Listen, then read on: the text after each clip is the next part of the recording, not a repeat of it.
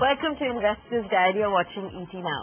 This is a show that helps you find the perfect investment product in the market while looking at what suits your needs best.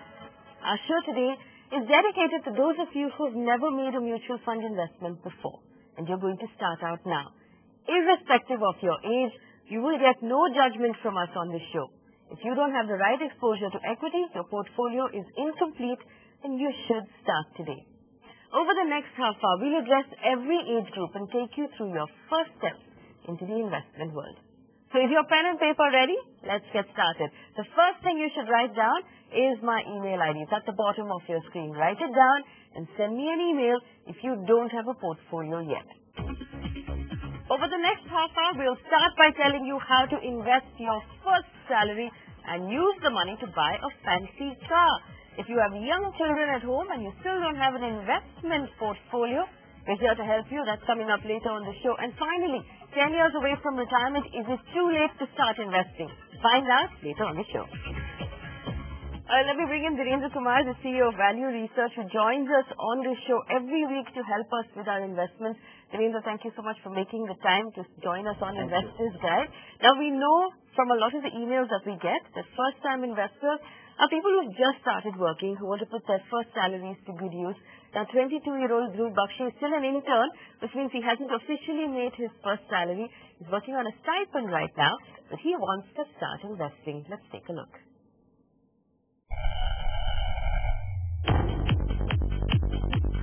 He's almost 22 years old, but that does not stop Dhruv Bakshi from dreaming big. He's starting to become a chartered accountant and hasn't even started his first job. But he is undergoing an internship that pays him a stipend of 10,000 rupees every month. Obviously, he hopes to make a lot more money once he's done studying. And with that money, he wants to buy himself a fancy set of wheels. My name is Dhruv Bakshi. I'm working at KPMG as a staff accountant. I'm pursuing my chartered accountancy course. By the age of 30, I hope to own a sleek Audi A6, which might set me back about 50 to 60 lakhs. I would just like to know what investment options I have to reach this goal by the age of 30. Dhruv currently has no investments of his own, but he lives in his family home in Mumbai and has no dependents to take care of. So even though he doesn't earn a whole lot right now, he will start investing right away and start living his dream as soon as possible. Well, that was Dhruv Bakshi. Dhirendra, a very interesting case, 22-year-old.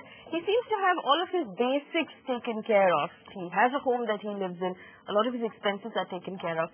His aim is to buy a fancy car. He wants an Audi in the next 10 years, and he's planning to spend about 50 to 60 lakh rupees on that car. What's your first response for someone who's just starting off with an ambition like this one? Do you think he should go after it, or should he be looking at more serious goals? No, it's a serious goal because what you aspire for is serious. And thinking about it, accumulating your savings to buy what you aspire for is a good thing. But, something as luxurious as, one is not looking at getting a means of transport. One is looking at, buying a car for 30-35 lakh rupees or 40 lakh rupees, and which is a serious aspiration. So it's not a need-driven thing. It's an aspiration, and it's good to have one. All I'm saying is that, if you have to really plan for it, and that should not be your sole goal. That cannot be the primary financial objective. Aspire for it, work hard, earn, save methodically, and buy the Audi, anytime when you think it is a casual decision. Well, Dhirendra, if he's going to have about, say, 30 lakh rupees to spend on a car in 10 years, he's going to have to save nearly 20,000 a month. But the good thing for Dhruv is that he's going to start working in the next 2 or 3 years after he finishes his chartered accountancy exam, and he'll be making more money. So let's just assume that over the next 10 years he's going to be saving money every month. Can you give him an investment he can start off with? My sense is that saving 16,000-17,000 rupees over the next 7-8 years, and if that earns 15%, that will accumulate to 30-35 lakh rupees. Even a balanced fund can achieve that, and if he's willing to take some more chances, then maybe one or two our aggressive portfolio could be a decent way to accumulate that saving. Alright, Dhruv, our aggressive portfolio is on your screen right now. You can use that. It's aggressive, which means you'll be taking on some risk, but you're young, so that's okay. Also remember, make sure you have enough health insurance and start putting aside a contingency fund, because you're going to need that fund in case of any emergency expenses. Good luck. Write back to us if you need any more help. We have time for one more question in this segment in that same age group of 20 to 30 years. 29-year-old Rakesh Das is written in. He has a monthly income of 21,000 rupees. And he tells us he can save about 6 to 10,000 rupees every month. Now, right now, he's putting 1,000 rupees in his PPF account. Now, he tells us his father has already retired. His mother will retire soon. So he wants to be able to take care of their needs as well as save up for his own wedding, which will happen next year. He wants to save about 45 lakh rupees for his child's future, the time horizon of 20 to 25 years. He wants to accumulate about 50 lakh rupees for his own retirement. Now, this is a much heavier case, which means he has a lot of dependents to consider. He has his parents who are almost retired. He has a family that he's planning. And he tells us he can save about 6 to 10,000 rupees every month. So for someone who's starting off, 6 to 10,000 rupees, what would you recommend he does?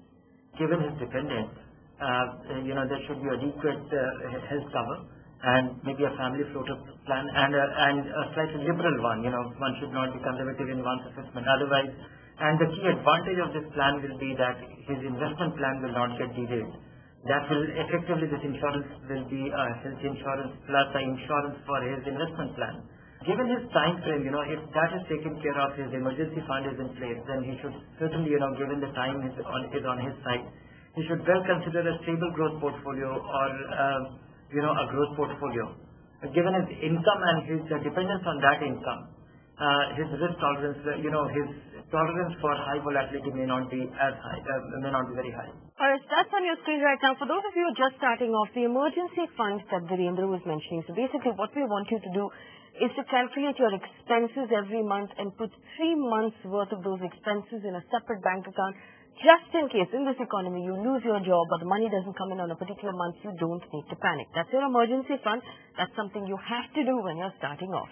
Alright, so picking the right mutual fund is never easy, like we know on this show, especially if you've never invested before.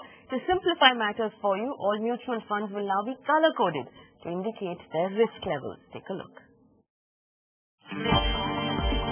Having trouble choosing a mutual fund? Can't make sense with any of the fine print? Thankfully, help is at hand. SEBI has dictated that all mutual funds will adhere to a color code that will define its risk level and the scope of its investment. A brown label indicates high risk. These schemes will invest in highly volatile equity investments and are only suitable for long-term investors. They are designed to give you high returns on your capital in the long term. Medium risk investments will carry a yellow label. These schemes will have a mix of equity and debt investments. These schemes ensure you get above average returns on your investments without putting your capital at very high risk. And finally, a blue label stands for low risk schemes. This will apply to the product like fixed maturity plans and are suitable only for short-term investors. These schemes will invest mainly in debt-based instruments and government securities and will give you a fixed rate of return while protecting your capital. Let's take a look at an example of a label of an equity scheme. The product label will be brown for high risk. The nature of the scheme will be long-term capital growth. Investment objective will be investment in equity and equity-related securities, including equity derivatives of top 200 companies by market capitalization. Starting July 1st, these color-coded labels will appear clearly on the front page of the application form as well as any advertisements for the scheme. So read the label very carefully to ensure you know exactly what you are getting into. The market regulator there making it easier for us to buy mutual funds. Coming up after the break, Virendra is going to stay with us. We'll tell you how to kickstart your investment plan if you're well into your 30s and you haven't started out yet. That's on the other side. Don't go anywhere.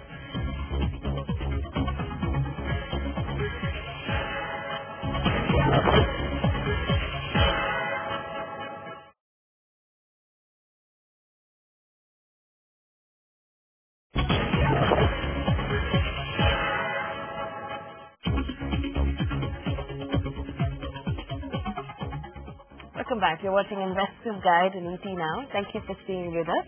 Virendra Kumar is still with us in our Delhi studio. Now, this week, if you've just tuned in, we're helping people who are just starting off, which means irrespective of your age group, if you're making your first mutual fund investment, this is the show for you. Ideally, you should make that first investment with your first paycheck. But if you haven't done that, like Isaac is 34 years old, now taking his first steps, we're here to help. Take a look.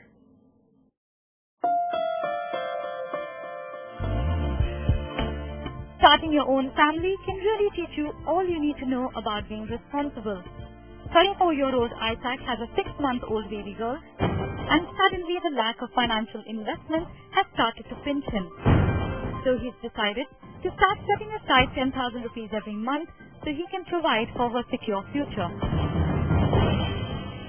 I'd also like to save for my child's higher education and marriage. I just wanted to check as to what type of savings could I make for my child's better future. But his child's future isn't his only financial responsibility. Every now and then, he helps supplement pension his parents receive by pitching in for their expenses. And all this aside, he also wants to buy a new home soon. Currently residing in Mira Road. I wish to buy a house in Bangalore in the near future. But with no investments to back up his financial needs, Isaac really needs to pull up his stocks and start investing right away. Alright, that was Isaac John Virendra. So obviously, from the 10,000 rupees that he can spare every month, he's going to have to start putting it away for a fairly long-term horizon, considering he has his daughter to worry about, and he wants to save for her studies and her wedding. But then again, he's also looking after his parents, and he's going to sometimes need to give them some financial support. So how should he break up that 10,000 rupees into something that's long-term and also something that he can dip into?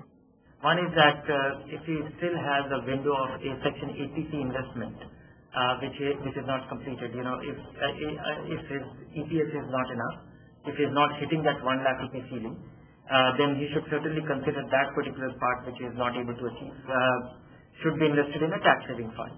The rest of the money should be into 1 or 2 balance fund, and that should be it. Investment in a balance fund will be relatively more stable. It will be tax efficient. So he should keep it simple. Any ATC, part of ATC which is unable to avail, that should go into a tax saving fund, rest into a balance fund. Virendra, could you give him one tax saving fund and one balance fund that he can start investing in? One tax saving fund, I would suggest, quantum tax saving fund.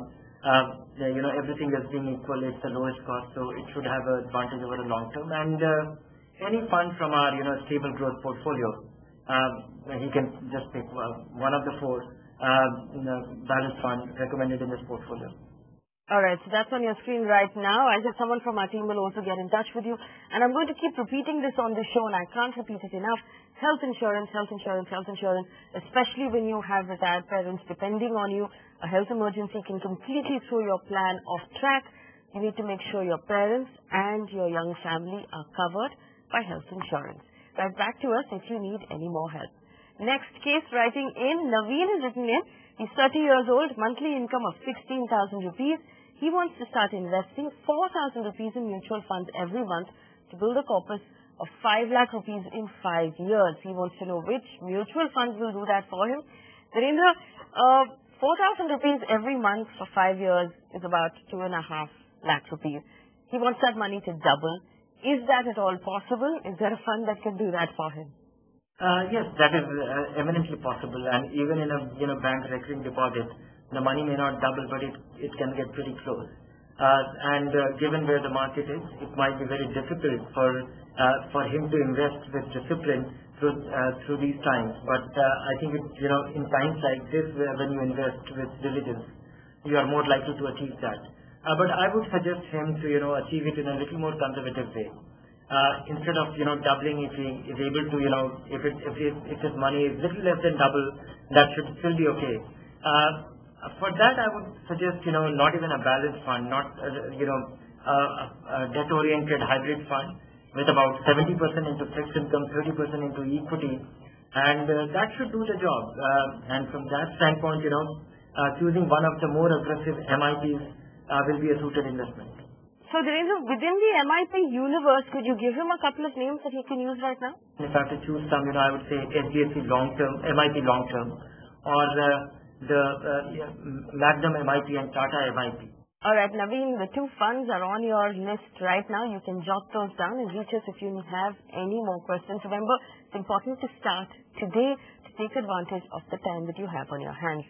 Our next question comes in from another 30-year-old. He's 32 actually. Vijaya writes in, he wants to start investing 2,500 rupees every month with a time horizon of 15 years. He wants to buy a home eventually and save for his children's future as well. Where should he begin? Alright, Dhirendra, so he's 32. He has children to worry about. He's looking to buy a home, which means he's going to have to put together a down payment as well. So I'm assuming his ability to take risk will be slightly lower. 2,500 rupees over 15 years. Where should he be investing that money? I would suggest a very simple plan. Choose a balanced fund, start investing, and keep an eye on enhancing your, the quantum of saving which you are able to do. Possibly, if you can increase it by 10-15% a year, then it should translate into something meaningful. Just choose one balanced fund, invest regularly. That will also be a great way for somebody who has never, had a market exposure. Among the balanced funds, there are different types of balanced funds. There are those that are aggressive and go after equity strongly, and there are those that are slightly more tilted towards debt. Which ones would you like him to focus on? No, among the balanced fund, the balanced fund necessarily remain over 65% into equity. And that has to be the case for being tax compliant or to be treated as an equity fund. One should be with a more diversified choice. And from that standpoint, I would say choosing not necessarily the best performing balanced fund even over a long period of time. For somebody who is getting started with a balanced fund. If I have to choose some, I would say, consider Franklin balanced or, UTI balanced or DSP BlackRock balanced fund. Alright, it's time for a very quick break. Dhirendra will stay with us on the other side. We'll find out if it's too late to start investing. If you're only 10 years away from retirement, we have 50-year-olds who are just starting off, so you have no excuse. Come back.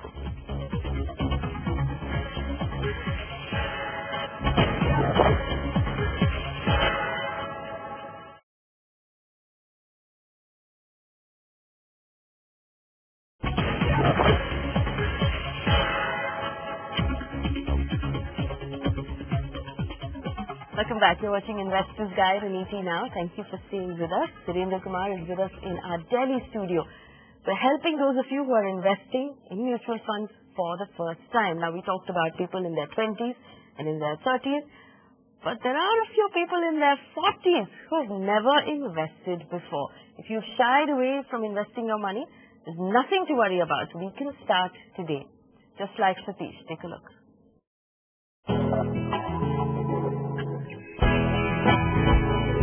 Looking after a big family is not easy, especially when you are 46 and have no investments. But Satish Kuntaraman is determined to change all that.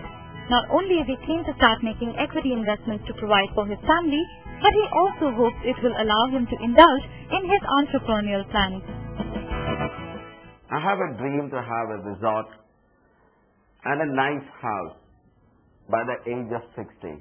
I would like to know how I can go about it. But before working towards his dream, Satish needs to make sure the foundation of his investment plan is in place. For starters, he does not have medical insurance, despite having some serious health issues. I used to work for Merchant Navy. Due to health issues, I had to leave that. Now I work for telecom industry. He has also disregarded the first thumb rule of investing, diversification. A large portion of his money has been spent accumulating physical gold for his daughter's wedding. Fortunately, he believes it is not too late to rectify his mistakes, and we are here to help him do just that. But Satish really needs our help. He's 46 years old. His only investment is physical gold. Now, this is something I understand because he has two daughters who are 15 and 13, and this must be something that he had in mind when he made those investments. But he's heavily tilted towards gold. He has no other investments. He has 3,000 rupees a month going into a ULIP. where should he start fixing this portfolio? So one is that, he should seriously consider in terms of liquidating or liquefying his gold holding. But that is not a great way to hold all your assets into, that defies the basic principle of diversifying and diversifying based on your needs. So I would suggest that, all the money which he needs to, retain in the form of gold for his daughter's wedding, he should retain that, and the rest of the gold he should liquefy, he should sell, realize that money, and put a part of that money which he is likely to need in the next 2, 3 years, 4 years time for education, for their education or any other purpose, which is not negotiable. That should be kept in fixed income, and rest of the money should be methodically, not at one go, but surely, over the next 1 year or next 8 months to 1.5 years, should be invested into a balanced fund. The other thing I would suggest that he needs to save more and to accumulate, for his aspirations to have a restaurant at the age of 60 and daughter's wedding and daughter's education, which looks imminent. At that point, not having enough for these goals, which are certainly not, not negotiable goals, he has to do it of a certain scale. It will require a certain quantum of money to do it in a certain manner. You did recommend he uses a balanced fund. Will our stable growth portfolio do, or is there one fund that you recommend he uses in particular? No, I would suggest that he should consider a stable growth portfolio, maybe not 2 funds of that to keep it simple, but that stable growth portfolio is the only suitable way for him, because at this stage, if he gets into an aggressive or a growth portfolio and a steep decline in a brief period while he's getting it started, and so far he has kept away, will lead to a complete dissatisfaction. He will not be able to develop a belief in this. Our stable growth portfolio is on your screen right now. You can pick 2 of these funds and begin to use them. So the thing that worries me the most about your case is the fact that you do have a history of heart disease, but you have no health insurance and your family has no health insurance. This is something you need to do today before you do anything else. Make sure you buy a health insurance policy. Write to us if you need help choosing a policy. We also have one more question that I'm going to pull in on this show before we wrap up. And this one is from Shyam Babu Senapati, 50 years old, Dhirendra, never invested before. He wants to now start investing 25,000 rupees every month from his salary account and wants us to help him build an investment plan. Now, he hasn't told us what he wants this money for and what time horizon he has, but assuming he's 50, he's about 10 years away from retirement, he can spare 25,000 rupees every month. What will you recommend he does with that money? I would say that, for him, he should be taking little chances. He should certainly not be looking at our aggressive growth portfolio, but given that he is able to earmark 25,000 rupees month on month, even a growth portfolio, and if he is little upset with, the kind of volatility which will be there, then he can think of, a stable growth portfolio. But I would say that, so far, all his money will be going into some fixed income avenue or the other, if at all. So from that standpoint, looking at, all that he would have accumulated in his provident fund or in fixed deposit, then I think all his money should be into a growth portfolio and he should look at it holistically. Alright, so we hope that helps. And if you still have a question for us, you can write to us on the email ID that's at the bottom of your screen. Don't worry if you haven't started your investments. You can always start today. Dhirendra, thank you so much for spending this time with us and answering all of our questions. If you have questions for Dhirendra, you can write to us. You can also find us on our Facebook page. Tune in next week to catch Investors Guide. Thanks for watching.